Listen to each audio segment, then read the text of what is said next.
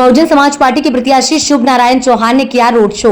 कस्या Kushinagar Lok Sabha 65 Bahujan Samaj party प्रत्याशी शुभ नारायण चौहान ने road show कार्यक्रम प्रारंभ कस्या स्थित गांधी चौक, बॉडी फुल, साखोपार, अर्जुना चौराहा इत्यादि स्थानों को होते हुए देवरिया रोड, सबया, गोल बाजार से तक तमाम जगहों पर जनता का भारी समर्थन प्राप्त हुआ और जनता ने फूल माला से प्रत्याशी का शानदार स्वागत किया और आशीर्वाद दिया। जनता ने बहुजन समाज पार्टी शुभ नारायण चौहान को हाथों हाथ लिया और भारी मतों से जीतने का आश्वासन दिया। कुशीनगर विधानसभा अध्यक्ष जयप्रकाश मुन्ना, भारतीय मुस्लिम समाज अध्यक्ष मंजूर अंसारी, संतोष कुमार के साथ संगठन के सभी पदाधिकारी गण व विधानसभा अध्यक्ष गण सहित हजारों कार्यकर्ताओं ने रोड शो में अपना योगदान दिया और इस बात को साबित किया कि शुभ नारायण चौहान को 1 जून को जनता वोट देकर भारी मतों से विजयी बनाने के लिए मन बना चुकी है। बताना चाहता हूँ कि अगर मैं यहाँ का सांसद बनता हूँ तो यहाँ कुशीनगर की जनता के मान सम्मान की लड़ाई लड़ूंगा।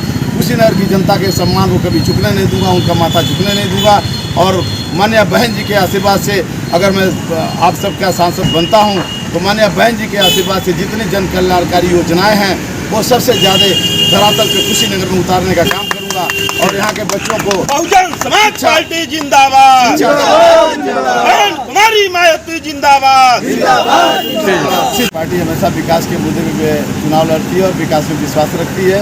यहाँ से जब कुशीनगर की जनता अगर हमें सांसद के रूप में स्थापित करती है और तो निश्चित तौर पर बहन कुमारी मायावती जी देश का प्रधानमंत्री बनेगी और जैसे 4 बार मुख्यमंत्री रहते हुए उन्होंने प्रदेश का विकास किया, उससे भी अच्छा विकास इस बार माननीय बहन जी कुशीनगर और पूरे देश में करके दिखाएंगे। पटौरा के मिल के बारे में क्या कहेंगे?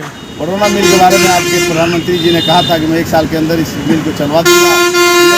अपने जुमला के आधार पर वोट ले लिया लेकिन किसानों को ठगने का काम किया और आज तक मिल चालू नहीं हो पाया। 10 साल का वक्त बीत गया। इन्होंने और भी कहा था कि हर आदमी के खाते में 15-15 लाख रुपए जाएंगे। हमारे खाते में तो नहीं, पता नहीं आप लोग खाते में आया, मैं नहीं जानता हूँ। तो ये जुमलों की सरकार है, जुमलों में विश्वास रखती है।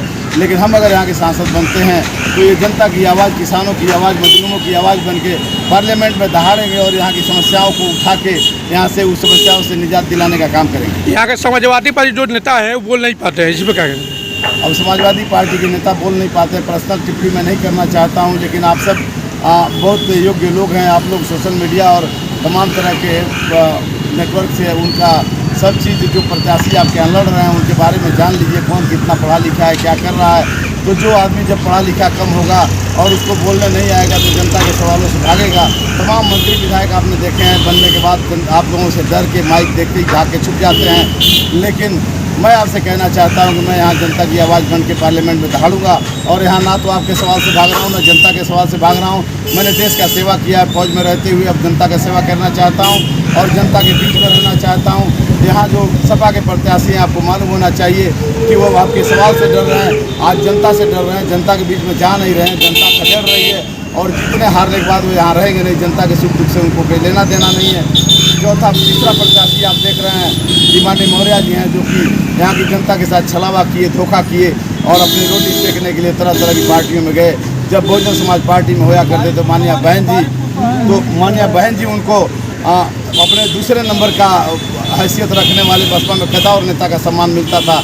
लेकिन आज धूल फाक रहे हैं, उनका अस्तित्व खत्म होने वाला है, उनकी जमानत भी जब्त होने वाली है।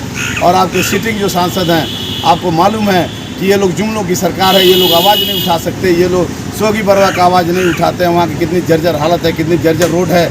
मोहन पट्टी में इन्होंने कहा था कि बड़ी नहर पे पुल बनाने का काम करेंगे, वो भी नहीं बनाया। शिलान्यास किया, गिट्टी गिराया, सरिया गिराया, मोरंग गिराया।